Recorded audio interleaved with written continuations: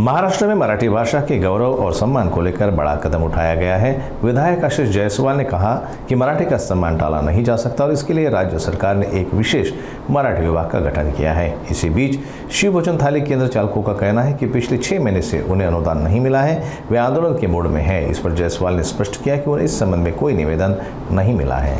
मला या संदर्भामध्ये असे कुठलेही निवेदन प्राप्त झालं नाहीये। तथापि कुठल्या कारणामुळे जर असं झालं असेल तर मी आत्ताच मुंबईला जात आहे। या संदर्भामध्ये अशी जर अडचण असेल तर मी तात्काळ ते दूर करेल।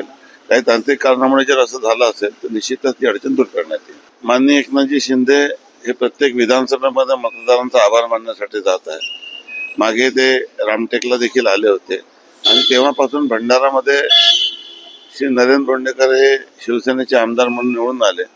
त्यामुळे त्या मतदारसंघात बरेच दिवसापासून तो कार्यक्रम ठरलेला होता।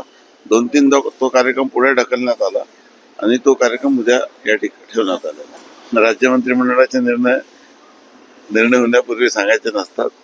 मंत्रिमंडळाच्या नंतर आपल्याला या संदर्भामध्ये ब्रीफिंग करणार। मराठीचा जो सन्मान आहे तो कधी डावलला जाऊ शकत नाही, तो डावलला जाणं योग्य नाही।